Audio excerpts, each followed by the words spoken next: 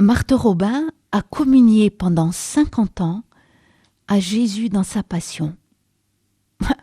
Ça servait à quoi?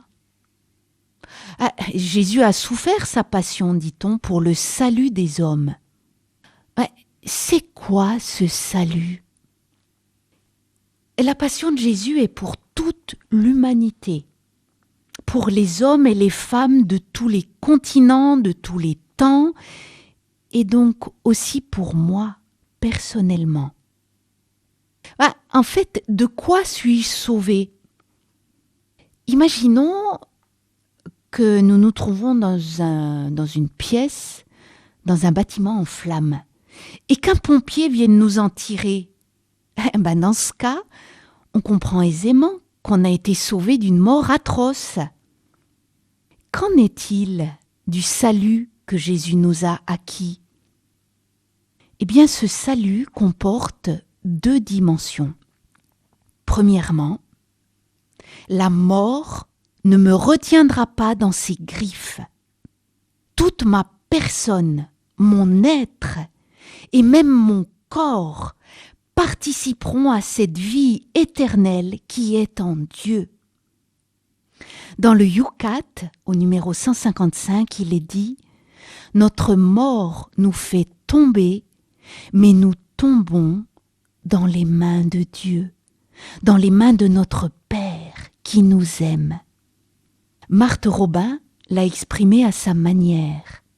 Elle a écrit « Le ciel ne nous apparaît plus maintenant comme ces pays lointains que nous voyons sur les cartes géographiques où nous savons bien que nous n'irons jamais, mais comme la maison du Père, où nous sommes aimés, où nous sommes attendus. » C'était la première dimension de notre salut.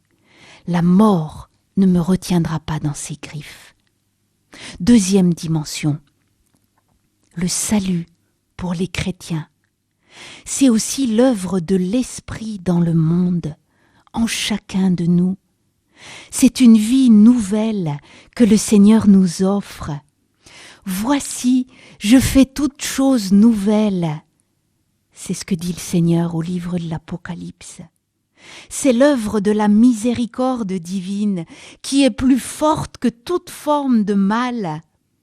Eh bien, c'est pour cela que Marthe Robin s'offrait chaque semaine, pour ce salut, pour cette régénération du monde et des personnes.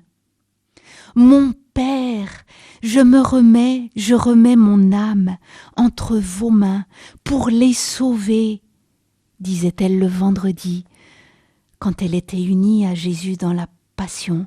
Oh, je ne parle pas de leur salut final, mais d'une vie sainte et sanctificatrice. Ce salut qui nous est donné par Jésus n'est pas magique. Il pénètre peu à peu mon être chaque fois que je m'ouvre à l'action de Dieu en moi. La passion de Jésus me donne la liberté, la possibilité de m'ouvrir à l'action divine, la possibilité de choisir le bien et d'y consentir. Nous sommes libérés de l'esclavage du péché, mais c'est à nous de le mettre en œuvre avec le Seigneur. Vous voyez, le salut n'est pas abstrait, il concerne tout mon être, mon âme, mon esprit et mon corps. Jésus est le Sauveur, mon Sauveur.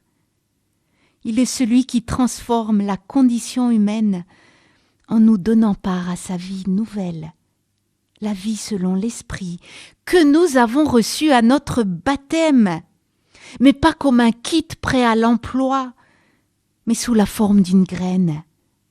C'est à nous de la faire grandir. À la suite de Marthe Robin, à la suite de Thérèse d'Avila, de tous les mystiques amoureux de Jésus crucifié, regardons le corps de Jésus sur la croix. Si on a un crucifix chez nous ou dans notre chambre, eh bien, prenons-le dans nos mains, par ses pieds fixés au bois Il me donne la possibilité de faire des pas pour une réconciliation. Par sa tête, encerclée d'épines, il vient peu à peu, si je m'ouvre à lui, guérir ma mémoire. Par son cœur, ouvert par la lance, il peut fissurer mon cœur de pierre. Mon cœur, rendu dur par tout ce que j'ai subi.